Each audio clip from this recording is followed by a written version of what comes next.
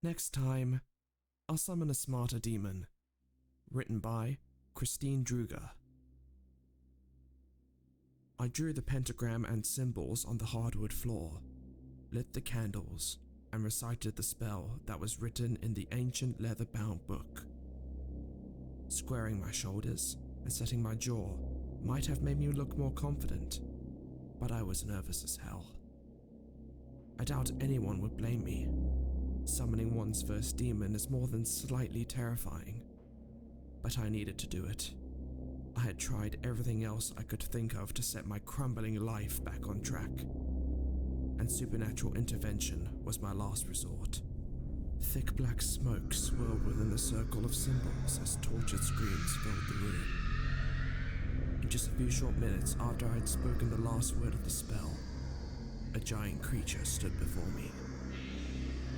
It sniffed the air before locking its bulging orange eyes on me. I imagine it would have narrowed them in its expression of disgust, but it didn't have any eyelids. It wrinkled its bulbous nose and brought its thick, chapped lips into a sneer around two thick fangs. Human, why you bring me here? Its voice boomed, like it was speaking through a microphone, and my ear was right next to the speaker. I stammered. I want to make a deal with you. Its rotund belly bounced as it was laughing hysterically for a moment. I make no deal. Dumb human. What? Why not? I demanded. The book said— Book wrong.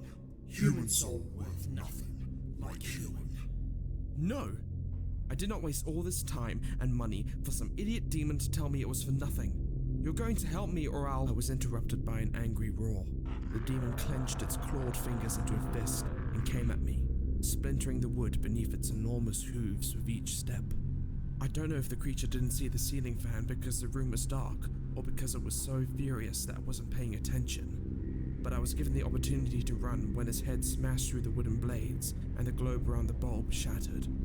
The abandoned house where I had performed the ritual was unfamiliar to me, and I prayed that I was running towards the exit as the demon crashed through the door of the empty room I had chosen for my venture. It slammed into the wall and raced after me, stumbling over decaying furniture left behind by the long-gone inhabitants of the dwelling. I let out a half-victorious, half-terrified yell as I found the stairs to the first level and began my hurried descent. Just as I reached the front door near the base of the steps, I heard a deafening yelp, followed by a loud crash.